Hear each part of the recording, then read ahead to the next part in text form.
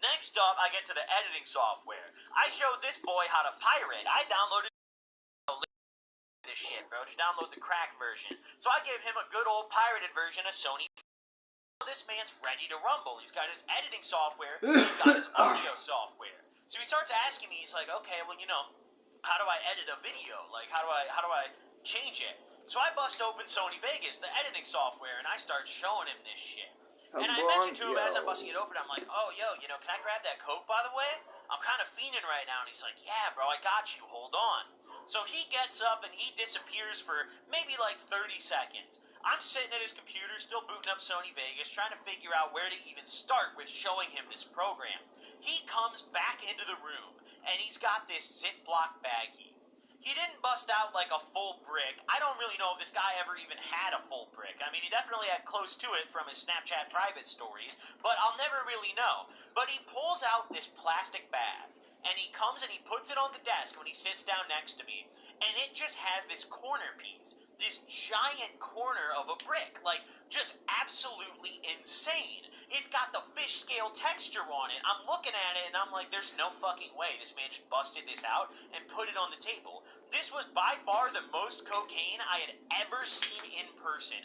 I have no idea how much was in this bag. I don't even know if he fucking knew how much was in the bag, but it was fat. I mean, if I had to guesstimate, couple ounces at least, dude, probably more. I mean, this was a fat Ziploc. It was like one of the gallon bags, bro. This was a fat Ziploc that was pretty loaded up, and it was just big chunks. I mean, there was no powder to be seen. It was basically just a corner piece of this brick, and then some other little pieces that kind of broken off of it. I gotta stop describing the brick, because honestly, I'm starting to salivate right now. So he puts it on the desk, and I just lose focus entirely. I am no longer thinking about editing the video. I look at that, and I'm like, yo, bro, like, I just want, like, an 8-ball or something. He's like, yeah, bro, just grab a piece. Don't worry about it, I thought he was fucking around at first. I was like, oh, like how much? Like, I mean, what, like, what's the cost here? Like, what do you mean grab a piece? And he's like, yeah, bro, just take it, grab a piece off. It's cool, I'll tell you if it's too much. And I'm sitting there in disbelief. I mean, this is a coke addict's dream. Imagine being invited to the plug's house, and he just brings out a Ziploc full of coke and just goes, grab a piece. Like, oh my god. It genuinely felt like I was 6 years old at, like, Build-A-Bear Workshop again. I couldn't fucking believe it. So I opened the bag, and I'm trying to be very, very delicate here. I'm like, okay, I'm not gonna grab too much. I don't want to seem greedy. So I grabbed the fucking tiniest piece ever. I grabbed, like, maybe a half-gram little chunk. I mean, very tiny chunk. So small that if he wasn't looking, I don't even think he would have noticed this chunk missing from the bag. But I took this tiny-ass little chunk. It didn't really say anything, so I figured that was good. I was like, yo, good looks, like, appreciate it. I was like, thank you, bro. He's like, yeah, don't worry about it. And I told him after that, I was like, but I still want to buy that 8-ball at the end. He's like, yeah, we'll figure that out later, don't worry about it. So I grabbed my little chunk off, and now I've got it on the desk, and I'm like, yo, I need a fucking line, bro. Like, I gotta chop this up. He's like, yeah, don't worry about it. So I put it on the back of my phone, do the classic dollar bill over it, scrape the debit card over it. But before you scrape the debit card over it, of course you gotta crush it a little bit. I didn't have anything good to crush it, so I just kind of did it with my hand. Then I scraped it down with the debit card, and I was good to go. Listen, I got the strap. I'm ready to rumble. So I'm right back in the zone. I'm showing him how to edit. What I ended up doing is I just downloaded a random video off YouTube and then put it into the program to show him just how to, generally edit a video. So I'm showing him, I'm like, okay, here's how you break it into multiple parts. Here's how you get it into the program. And he's sitting there and he's looking so intent. It's hilarious. I mean, my coke plug, he looked like such a coke plug. I mean, face tats, neck tats, like every part of him that was visible was covered in tattoos. Yet in reality, he was just this dude trying to learn how to edit videos for his baby mama's couples channel. It was absolutely hilarious looking back at it. Saying. So I'm like, yeah, here's how you split it, and I showed him how to do some stuff, and he's like, oh, okay, like, can I try it, and then you just tell me what to do, and I'm like, yeah, so we switched spots, he hops in the main chair, and he's starting to mess around with it, and he's like, okay, so how would I do this? He's like, oh, I want to slow-mo it. I'm showing him how to do everything. I'm like, here's how to do anything, and I told him, and I'm like, yo, listen, if there's anything we don't cover today, you can just give me a call and I'll show you how to do it. You know, you can hop on FaceTime or like, you know, some sort of video call or whatever and figure it out. So we sat there for probably for maybe 2 hours, I would say, just showing him how to do the different parts of making a YouTube video. You know, from editing it to then, okay, once you're done editing, you got to save the file and render it. Then, you know, all the other tips. I showed him how to upload, and he knew how to upload, but obviously there's more to it. You got to know how to title a video well. And then we got to the thumbnail part. I told him, like, yo, do you know how to edit pictures at all? And he's like, no, I got no clue. So I pirated Photoshop for him too. I'm like, yo, I got you, don't worry. Realistically, it was very worth it for him to give me the free coke because the cost of Photoshop in Sony Vegas would have definitely been more than the cocaine he was willing to give me. So I guess it kind of worked out for both of us. But either way, I pirated Photoshop for him, and now I'm showing him how to make thumbnails. But I'm not very good at Photoshop, you know, but I knew more than he did, so I was still able to help him a little bit. Now, obviously, every 30 minutes or so, I'm re-upping on the lines. I mean, I'm going skiing. We're hitting the slopes. And by the time that we had finished our little editing session, I had finished my little rock that I'd pulled from the bag. So I said to him, as we were coming to a close on this little teaching lesson I was giving, I said, hey, you know, can I grab that 8-ball now? And he's like, yeah, I got you. Hold on a second. So he takes the bag and he disappears again. And he comes back maybe 5 minutes later with this little beautiful plastic baggie with the 8-ball in it. And I tell him, I'm like, yeah, you know how much I owe you for this? And he's like, oh, you know, don't worry about it. Like, I really appreciate the help, bro. Like, just keep it. I could not fucking believe it. I was in disbelief. I nearly wanted to hug the man. I was like, are you sure, bro? Like, are you positive? And he was like, yeah, don't worry about it. Now, me being the coke addict I was, instead of just buying, or instead of just leaving with this 8-ball, you know, and chalking it up as a free re-up for the day, I still had my initial 8-ball money that I planned on spending. So I said, yo, let's make it a quarter, bro. Let me buy an 8-ball. Like, I appreciate the free one, but let me buy another one then. I still got the money. And he's like, okay, you know, he kind of laughed. Paracatrio is parasite protection for dogs.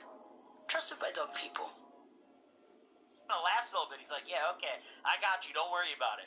So he goes back, you know, wherever the fuck he ran off to. I don't know, I didn't really feel too keen on following him through his house. And he comes back with another 8-ball bag. And he's like, I got you, bro, don't worry about it. And he gave me the sexiest chunks out of this bag. I mean, so solid. Everything was just a big rock. It was perfect. You could tell he put some thought and love into packing these 8-balls for me. So I was like, yo, you are the man. I appreciate you. I said to him, I was like, listen, bro, if you ever need any help with this stuff, just give me a call, you know, like, I'll show you how to do whatever, I'll help you out. And he was like, bet, you know, I really appreciate that. So I was lit. I intended to come over and spend my money on a fucking 8-ball, and instead, I got 2 for the price of 1. It felt like I went to Macy's, honestly, because everything they have is always on sale because it's usually shit. Except this time, it wasn't shit, and I wasn't at Macy's, so it was fantastic. So I dapped him up, you know, I said my goodbyes, and I told him once again, I was like, hey, just give me a call. He was like, for sure, man, I really appreciate it. So I headed out of his crib with my nice little quarter bag on me, or quarter bags, I should say, hopped in the whip and cruised back home. Now, this was probably the most, I guess, personal interaction I ever had with him. But even prior to this, and after this as well, I mean, we got along well. He seemed like a really good guy, which it makes it so much more crazier that he went to jail for what he did, you know? I mean, he did some terrible shit. It was domestic violence, right?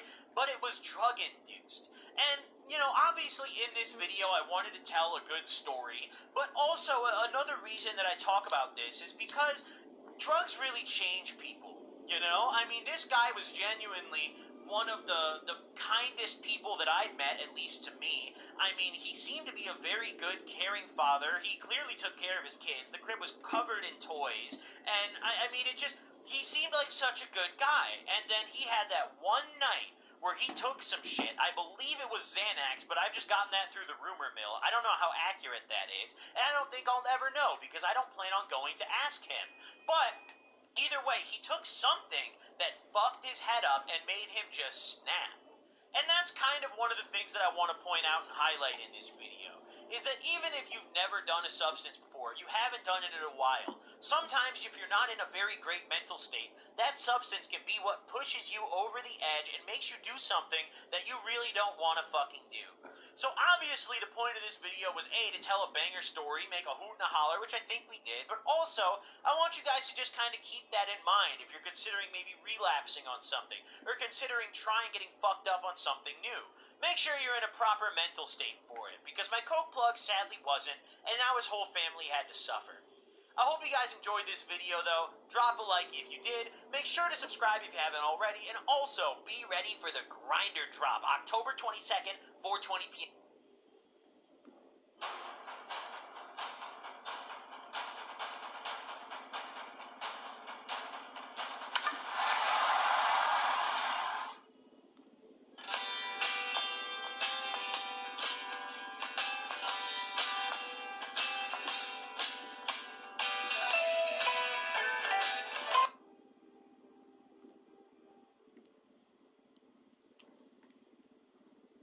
What is up, ladies and gentlemen, boys and girls? It's your boy Goblin, and today we're coming in with a banger of a video. I hope you guys enjoy this one. Drop a like if you do.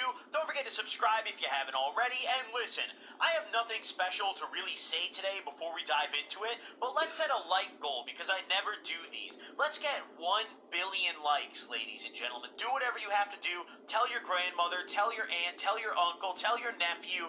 I don't care who you have to notify. Make it happen. Go around your town, put up signs telling people to like. Do whatever it takes. Either way, let's dive into the video. Now, this took place a few years ago, back in 2019. And to give a little backstory to this one, at the time, I was dating a girl who went to school at FSU. She had started going to school there, so every now and then I would pack my shit up and fly down for a weekend and come visit. Now, this was one of those fateful weekends where I had to fly down. This relationship did not last very long because we would break up almost every time I went down there, whether it's because I was fucked up or another reason. But on this fateful trip, I was ready to rumble. I had my bag packed, everything ready to go, and I'm flying down to Tallahassee. Now, for those of you guys who don't know anything about the area, this is in North Florida. Anything north of Orlando in Florida is basically a barren wasteland that kind of resembles Fallout. Honestly, you could even argue that Orlando is a part of that. Disney's the only thing carrying. So either way, I catch my luxurious flight on the very well-established Frontier Airlines. Everyone loves that airline, myself included, just so great. They totally don't tax you on everything but the seat, but we're not going to talk about that. So I land in Tallahassee at probably the smallest airport I've ever been to, and I walk out and immediately I realize that I need weed. See, my girlfriend at the time was not someone that really had any plugs. She was not like me in any way whatsoever, which is probably partially why we broke up a good 10 times. So I posted on my Instagram and my Snapchat story, and obviously you can't just post and be like, yo, who wants to sell me drugs? So obviously I went with the classic method. You put the little tree emoji, and then you put the inbox emoji, and that's all you need to do. Everyone knows this universal language, except for some reason, the administrators of the social media platforms don't understand it. It's like you're speaking Latin. They have no idea what you're saying when you put these emojis together. So I post these on my story, and at the time, I had like maybe 80k subs, so a decent amount, but my other platforms did not have very many followers, so this was really a shot in the dark. Now, this wasn't the first time I had done this, far from it. I had flown down to Tallahassee a couple times prior, and I had gotten people to serve me. The problem is that most of the people that had served me at this point had terrible quality stuff. They were not people that I was trying to be a repeat shopper with, and also, you know, I viewed it as kind of like going to a restaurant, you know? I'm out of town, you know, I'm in a new city, I don't want to go to the same plug every time. No, let's spice it up. Let's see who has some other goods. So, I post on my story and I wait a little bit. I get picked up from the airport and we go back to my girlfriend's dorm, right? Now listen, her dorm room was rancid. It was very small and she had a roommate. So we had to fit both of us into a twin bed and that was it. There was no queen, this is a dorm room, and she had a roommate who I got the vibe did not appreciate me being there. So it was just a very cramped situation and I needed drugs immediately. I'm looking through the replies on my stories and I'm not really getting anything. And finally, I get a message on Instagram from this guy who tells me that he could send me his plug Snapchat. He's like, yo, I'm from the area. I got you, bro. Don't worry about it. So I message him back, and I'm like, yeah, definitely. Send me over his Snapchat. I'll hit him up. So he sends over his plug Snapchat, and I hop on and I add this guy. And then I message the dude back, and I'm like, yo, here's my Snapchat. Like, tell him to add me back. So eventually, after a little while, he does add me back. Now, while I'm waiting for this dude to add me back, because it took about 30 minutes, I'm just sitting in the dorm room, and we are doing absolute fuck all. It was kind of awkward because we had just gotten into an argument prior to this, so things were not very good. I mean, we had some brief conversation in the car, like, oh, how have you been, But once we got in the dorm room, it was very awkward, very stale. So I was like, yo, I need some drugs immediately. This shit is not looking good right now, So eventually, Plug Man adds me back after like 30 minutes of just laying on her bed and basically doing fuck all. I'm sitting there watching YouTube videos, right? So the Plug adds me back. And I hit his ass up immediately once I got that little notification. I was like, yo, dude, what's up, man? Like, your homie told me to hit you up. I name dropped his homie. I was like, yo, your homie, whatever his name, we'll call him fucking Jimmy for the video, told me to hit you up. And he's like, oh, yeah, cool. Like, yeah, I know, Jimmy. What do you need? And I was like, well, I'm trying to grab some weed, but I mean, what do you got? So he hits me with the classic Plug menu.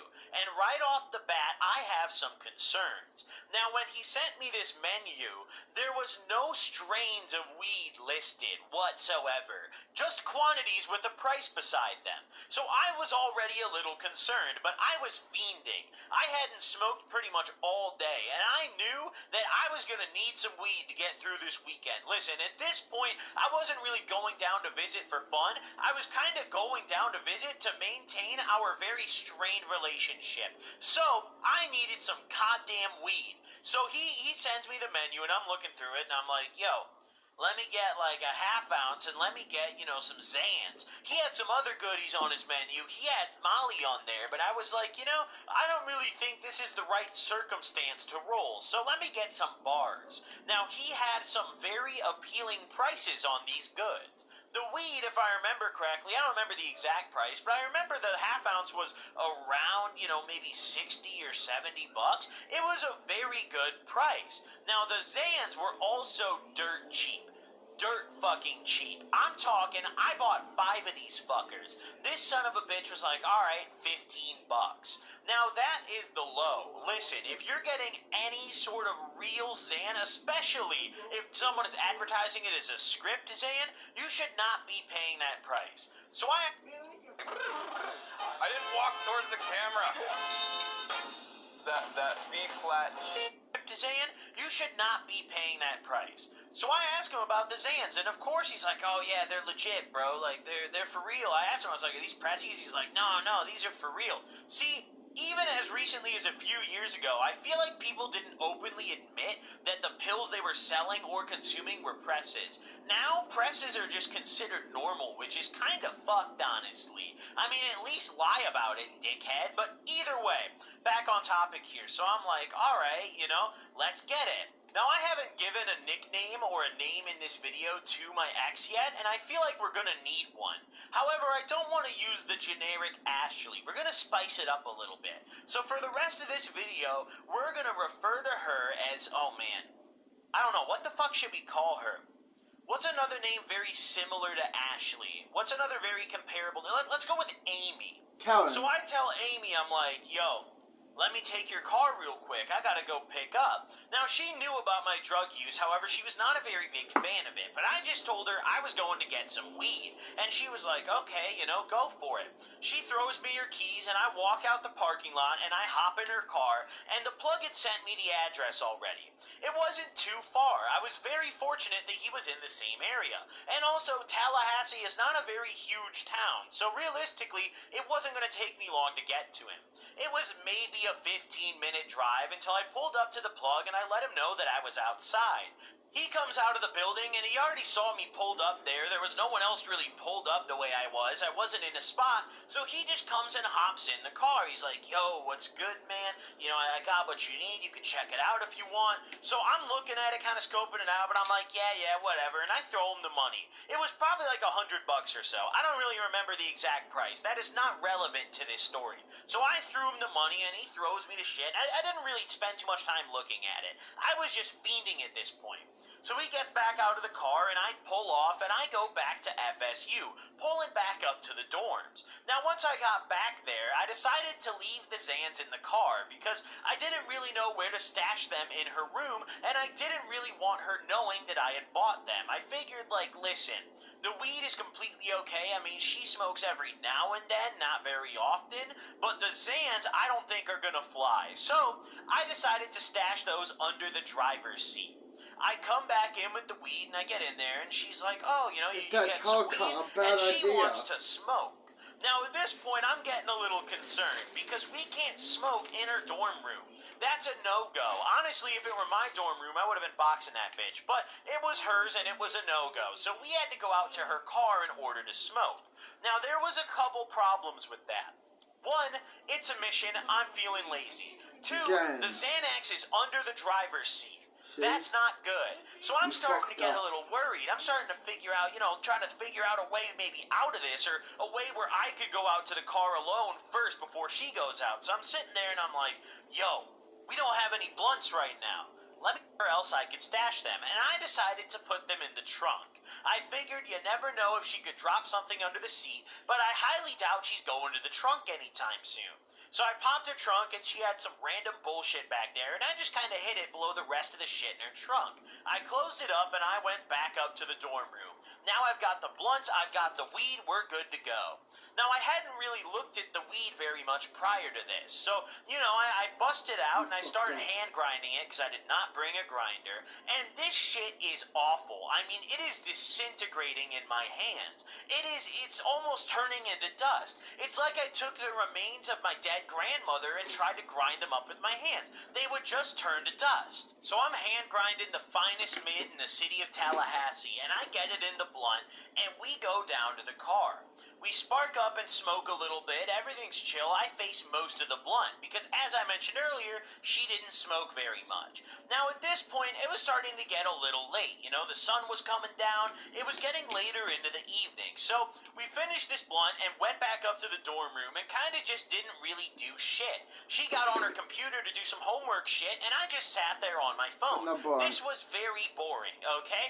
Honestly, I don't know how this relationship lasted for the, 4 months that it did, but I don't know, dude. We were holding some strings together there. So either way, a couple of hours go past of doing absolutely fuck all. The mid never really hit me. I never got very stoned. In fact, I kind of got irritated. Finally, some time had passed and I was bored. She was sitting there just doing homework and I decided it was Xanax time. So I went back out to her car. Now, I didn't even say anything about this. I just grabbed the keys off the counter and just skedaddled. She didn't say shit either. This was fairly normal, okay? We had no communication.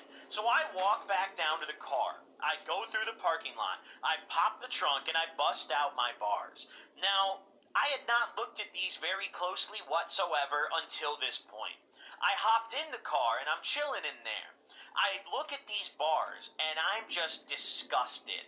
Now, sometimes you can tell a bar is fake because of the appearance, Maybe it looks a little like the edges are starting to chip, or maybe it looks a little fatter. Sometimes you can tell from the texture. Maybe it feels the wrong way. If you've taken a lot of prescription pills, you'll be able to tell a fake one just by touching and feeling it, not even by looking at it. And then sometimes you don't realize until the taste. This was a combination of all of the factors to create one giant shit show of a Zan. Now, not only did they look horrible, these were supposed to be white ladders, right? However, when I turned on the light to the car and looked at them, they were more of a grayish color. I turned on my phone flashlight because I was in disbelief, and these were not white. Normal white ladders are snow white. I mean, the whitest color you can imagine. They're bright almost, and they're a little bit shiny, right? They almost have like this glossiness, just very faintly, right? These Xans did not resemble that whatsoever. These did not have a shine to them. They were gray. They were dead. They looked like dead matter, okay? They looked like a cancer cell. I don't really know how to describe it. The feeling was completely incorrect. They were a little powdery on the outside, which was concerning. I had residue on my fingers just from holding it for an extended period of time. The hatch. I have no idea what was in this, honestly. I really couldn't tell you. However, when I popped it down the hatch, it still had a slight Xanax taste. It still had that bitter taste, but you could tell that it was very mellowed down. It was clearly cut with something. There was a lot of filler or something worse in there, because yeah, there might have been a little bit of Alp, or more than likely Flu Alp, or a Teasalam, some other bullshit, but nevertheless, not enough of it. This was very clearly some bullshit. But nevertheless, I've taken it already. It's too late to apologize, so down the hatch it goes. Now, I realized after taking it that I didn't bring a beverage with me. Luckily, there was a probably weeks-old, very warm water in her car. The nice, warm, marinated Florida water couldn't be better. And I take a big swig out of probably the hottest water I've ever drank in my life. Borderline boiling. And it was horrible, but you know what? These were horrible times in my life, so it was fitting. Now, once I get this Xanax, and I use that term very loosely, down the hatch, I decided to chill in the car for a little while. I figured that Amy was probably going to think that I was just smoking, which, realistically, I was going to do later anyways, so I just chilled in the whip. I also knew that she probably didn't give a shit if I chilled down there for a while, because we were not on the greatest of terms at this time, you know? This was a very awkward trip. This was probably one of the most awkward ones. I mean, we have been fighting like the whole week prior, right? So, I'm sitting in her car. I start bumping some music, kind of chilling out for a while, right? And I roll up a blunt while I'm chilling. Luckily, I had brought the wraps, I brought the weed with me, I had everything I needed, so I roll up a quick little blunt. Now, once again, I'm rolling up this dirt mid, absolute trash bin, fucking brick weed. But, you know what? It was good enough because it was when the quote-unquote Xan hit me. But either way, we'll get to that part. So, it was usable. I guess that's the term that is more appropriate here. Usable. Now, I will admit that, you know, by the time I was done rolling the blunt and I was chilling for a little while, after maybe 30 or 40 minutes, I was feeling a little bit relaxed. I mean, I was definitely feeling a very light level of barred out.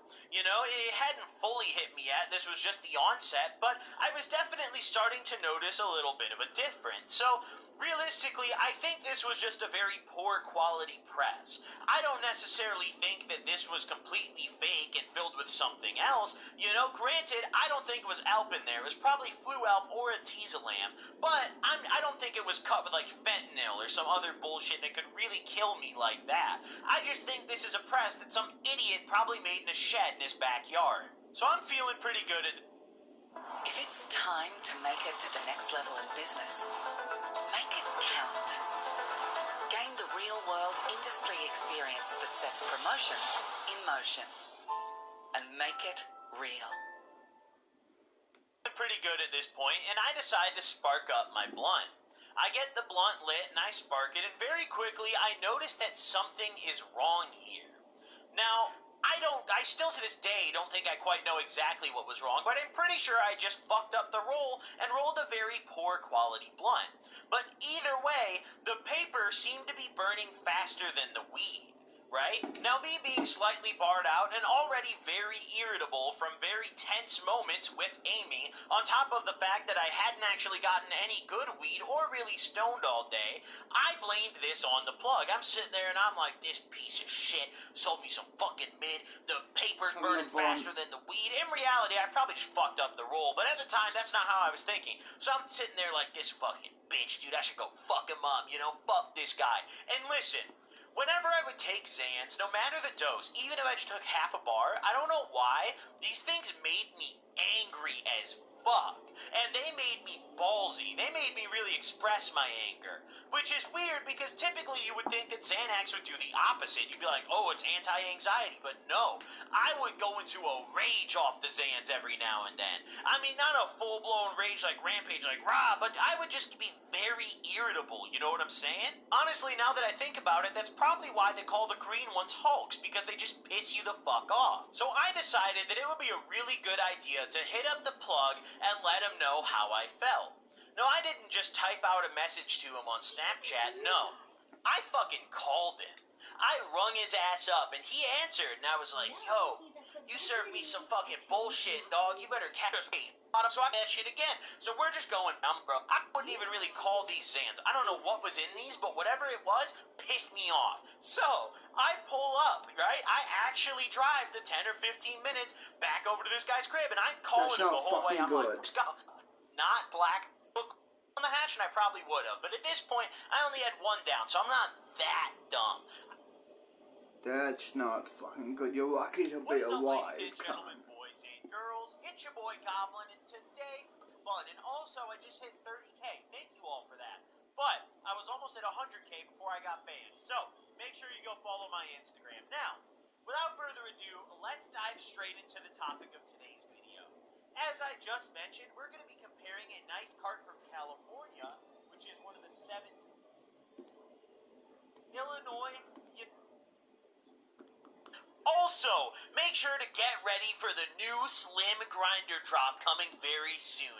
These are priced at less than half of the previous Grinder's price, and they have all of the same beautiful features. If I was a You drug still dealer, get a I would kill lifetime you. warranty. You still get For trying an to- airtight, yeah. watertight grinder, and you still get a beautiful, consistent grind every single time. Just look at these things. I mean, this is If I was a gorgeous. drug Get dealer, ready for the drop. More I would info kill will be you. on my Twitter, which will be linked in the description below. Thank you guys for supporting me and supporting the Grinder drop as well. Hope you guys enjoy this video, and without further ado, let's dive right into it. So this video took place quite a while ago, actually. This was right before I got put into rehab, so all the way back in 2016. It's kind of crazy to say that now that was 6 years ago, but here we are, and it's been quite a while. But this particular day that we're going to talk about here was one of the last times that I ever saw my grandpa. Those of you guys who have been watching my stories on my channel for a while might remember that I used to have a tradition of going over to my grandpa's house on my dad's side of the family and getting absolutely blasted out of my mind because typically he was too senile to realize and everyone else there was kind of in the same boat. Now, this is also one of the last stories that I have talking about my entire dad's side of the family in general, because due to a variety of reasons, but mainly my drug use, I am pretty much completely estranged from my entire dad's side of the family. I have not spoken to a single person with the same last name as mine for almost 6 years now, so it's been quite a while. Now, it's kind of a complicated situation, but to sum it up fairly well as to why I don't speak to that side of my family anymore, essentially, when I got out of rehab, I was presented with a choice. I had to either move in with my mom or my dad, because they had very different views on how I should be living my quote-unquote sober lifestyle. My mom, on one hand, wanted to give me some freedoms and give me the opportunity to actually be sober. My dad, on the other hand, didn't even want me to have access to the internet. And because I chose to primarily live with my mom, my dad was not willing to do split custody whatsoever. So from that point, I essentially lost all contact with my entire dad's side of the family. Kind of more than that to it, but that's the most basic situation explanation I could give without going way into detail and taking up the entirety of this video. But either way, let's talk about this fateful, fateful day.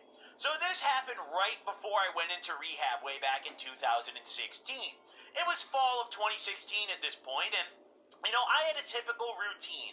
My parents had split custody of me, so I would kind of go back and forth between houses fairly often. It wasn't a consistent schedule because usually, instead of being on a consistent schedule, where I was living just depended on which parent was less fed up with my bullshit. And at the time, it happened to be my dad. So, we were going over, or supposed to be going over, to my grandpa's house on this night. This was something that we usually did on weekends, maybe once or twice a month. We'd ride over to my grandpa's house and have a little family gathering. gathering because my grandpa was getting very, very old. It was just kind of a family tradition thing. He insisted that we all get together, and the dude's really old, so we kind of felt bad. We went and did it. We were like, you know what? We're going to Grandpa's house again. What are we gonna do? The same thing as every time. Get absolutely fucked out of our minds. At least that was my plan.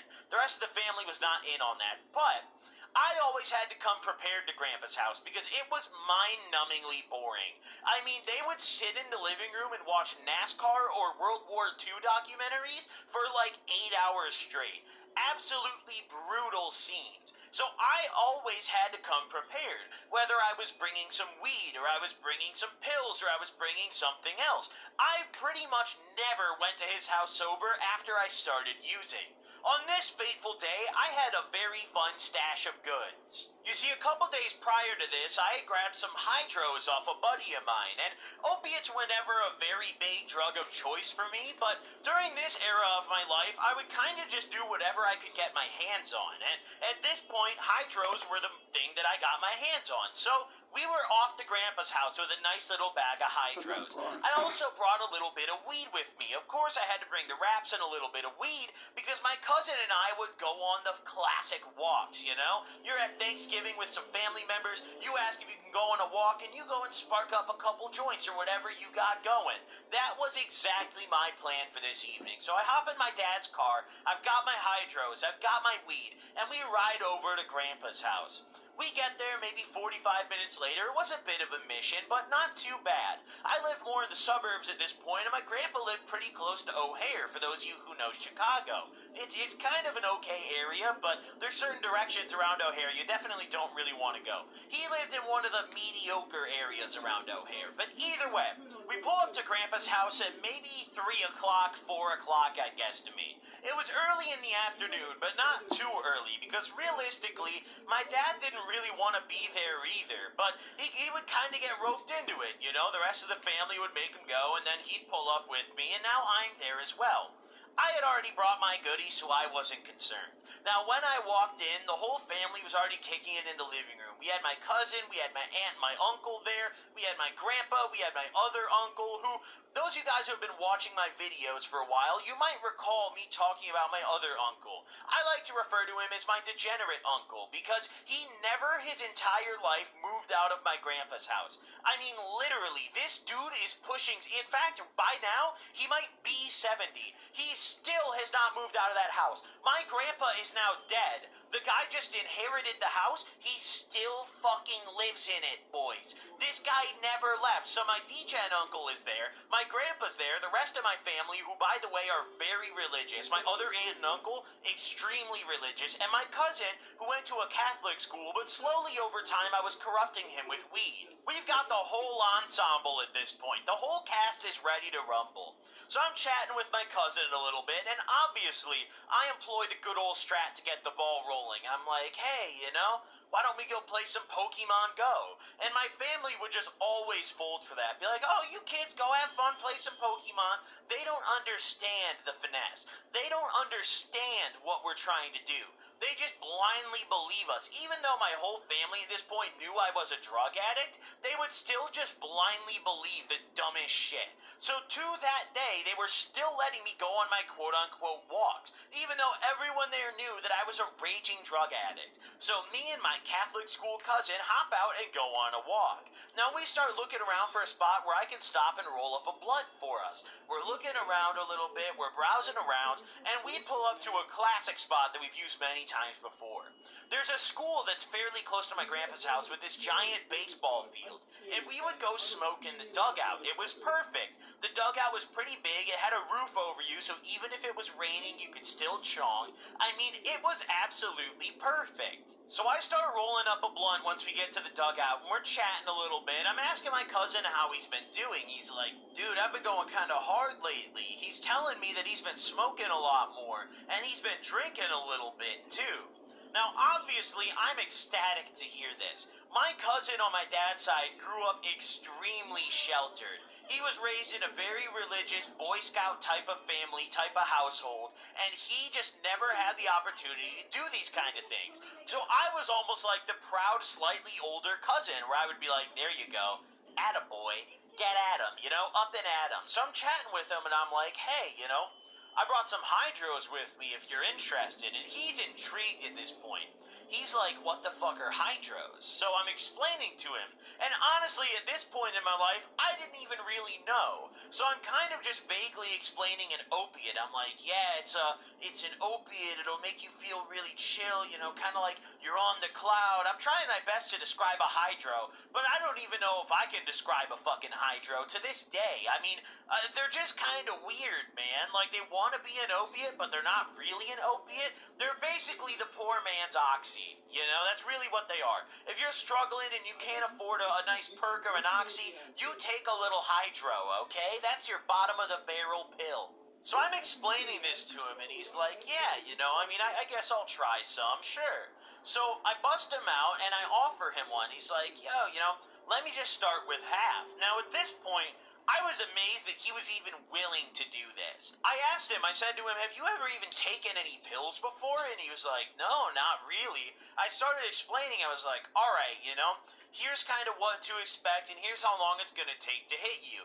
Now, I'm sitting there and I'm telling him, I'm like, promise me you'll keep your shit together. He's like, yeah, no problem, I got you, I'll keep my shit together. I'm like, promise it, because if you get busted, I'm in big fucking trouble, because I know they're all gonna know that your dumbass is not responsible. They're gonna blame that shit on me. So he's sitting there and he's like, yeah, I can handle it, I'm good, don't worry about it.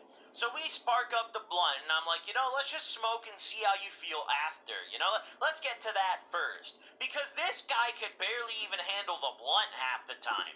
I mean, I remember one time I gave this dude a dab, he was on Jupiter, okay? This guy can't fucking hang as far as I'm aware, so I spark up the blunt with him. And we smoke through that first, we're chiefing on the mids that I brought through. We finish the blunt, we're chilling in the dugout a little longer. He starts asking me a little more about hydros, and I remember we had a kind of deep conversation. He was asking me a lot about, the other drugs I did, because